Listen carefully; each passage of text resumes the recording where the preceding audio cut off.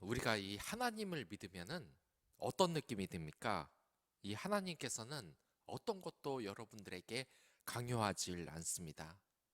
여러분들이 사회적으로 성공을 하거나 뭐 어떤 성과를 바라는 것은 아닙니다. 하지만 오늘 본문을 보면 이 하나님께서는 우리가 열매를 맺지 않으면, 또한 만약 회개를 하지 않으면, 그러니까 정신을 제대로 차리지 않으면, 그리고 성과를 내지 못하면 그 때가 늦어서 결국 구원을 받지 못하는 일이 일어날 수 있다고 이야기를 하십니다. 여기에 나오는 이 실로암 망대가 무너진 사람을 보고 죄를 지었으니까 저렇게 됐지. 또 갈릴리 사람들이 이 빌라도 때문에 제사를 드리다가 죽게 된 것을 보고 뭔가 잘못해서 저렇게 됐겠지 하고 다른 사람 이야기할 때가 아니라는 겁니다. 만약 그 사람들을 욕하는 것에 계속해서 시간을 보내고 자신이 회개할 일이 있다는 것을 생각하지 못하면 안 된다는 겁니다. 우리 사회에서 이러한 것이 얼마나 많습니까? 상대방에 대해서 안 좋은 것을 트집 잡아서 외모를 흉보거나 학력을 흉보거나 그 사람이 안 좋은 스캔들 같은 것이 났다면 이것을 계속 입에서 입으로 전하지 않습니까? 그런데 그걸 알아야 된다는 겁니다. 그 사람을 정죄하라는 것이 하나님의 뜻이 아니라 그 사람을 통해서 여러분들의 모습이 지금 어떤지에 대해서 하나님이 경고를 하는 겁니다. 그 사람이 인격적인 결함으로 안 좋은 모습을 보였다면 지금 하나님이 경고를 하는 겁니다. 여러분들에게 그러한 모습이 있지 않은지 생각해보고 하루빨리 회개하고 말라는 것입니다. 그리고 또한 여기에서 하나님이 말씀하시는데 이 하나님 또한 성과에 대해서 이야기를 하고 있는 겁니다. 합당한 열매에 대해서 맺으라고 이야기를 하는 것입니다. 저도 이게 무슨 심정인지 잘 압니다. 어떤 아이들은 제가 가르쳐 보면은 이 공부를 가르쳐 보면 정말 속에 경일깁니다. 하나도 예습 복습을 안 해오고 하려는 의지도 없습니다. 그리고 숙제 많이 내주면 짜증을 냅니다. 이렇게 보면은 화가 날 때도 있습니다.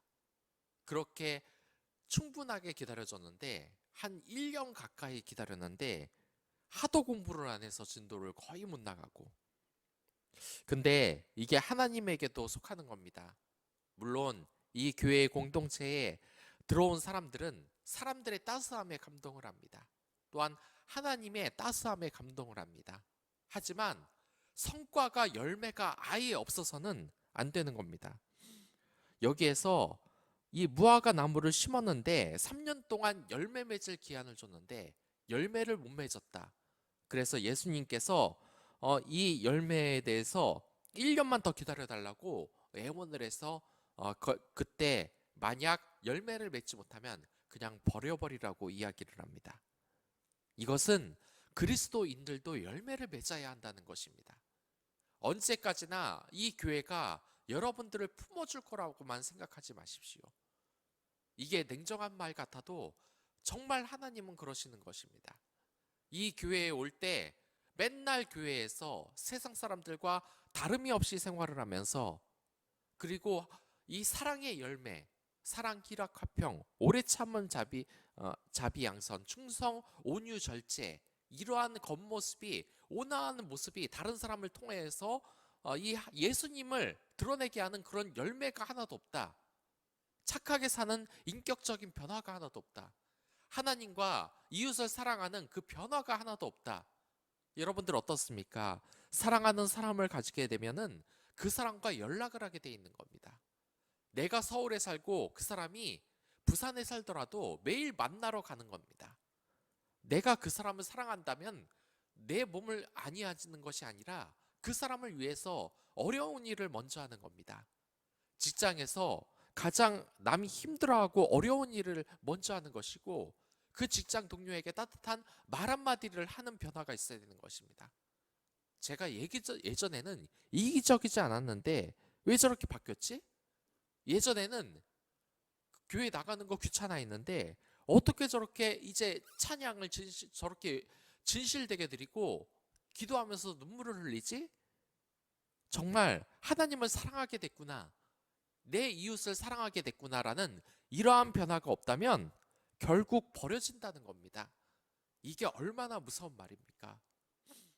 그런데 이 교회에 와서 전혀 사회생활을 할 때와 변화가 없는 모습으로 와서 하나님께 계속해서 이 자리에 오고서 왔다 갔다 왔다 갔다, 그리고 교회 사람들에게 안 좋은 말을 하고, 그리고 세상 사람들에게 흉볼 거 있으면 다 흉보고, 인격적인 변화는 전혀 없고, 그 예배는 귀찮다고 점점점 안 드리고 있고, 오히려 그것을 교회 목사님이나 다른 사람들에게 자신이 옳다고 말한다.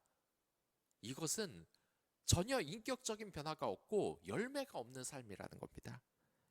하나님께서는 열매를 맺으라고, 결과를 맺으라고 무슨 그 벽에 그 영업을 하는 사람들처럼 이번 달에 전도 3명, 그리고 어느 정도 돈을 벌 것, 이렇게 사업적인 성과를 열매라고 말하는 것이 아닙니다. 그 성령의 열매를 맺으라는 겁니다. 사랑의 열매를 맺고 인내의 열매를 맺고 하나님을 사랑하는, 그리고 이웃을 사랑하는 그 열매를 맺으라는 겁니다. 우리들 언제까지나 이렇게 살 수는 없는 겁니다. 이제 주님의 합당한 열매를 맺을 때가 우리가 온 것입니다. 그 열매를 맺을 준비가 되셨습니까? 이제 코로나도 점점점 이제 그 세력이 강해진다곤 해도 그 증세는 약해져서 이제 그냥 감기와 같이 받아들이고자 하는 그러한 때가 서서히 오고 있습니다. 이 때를 여러분들 대비하시기 바랍니다. 이제 교회고 어디고 이제 방역 조치는 다 풀리고 예전처럼 돌아갈 겁니다. 이럴 때 우리가 준비해야 되지 않겠습니까? 이 코로나로 세상의 어려움으로 힘들어하신 이 사람들에게 위로를 줘야 하지 않겠습니까? 이제 열매를 맺으십시오. 기도를 하고 여러분들 주변을 바라보십시오. 여러분들의 그 따스한 말 한마디, 기도가 필요한 사람들이 분명히 보일 겁니다. 오늘 하루 주님의 기도로 하루를 시작하며 주님의 그 성령의 열매를 맺게 해달라고 다 같이 기도하겠습니다.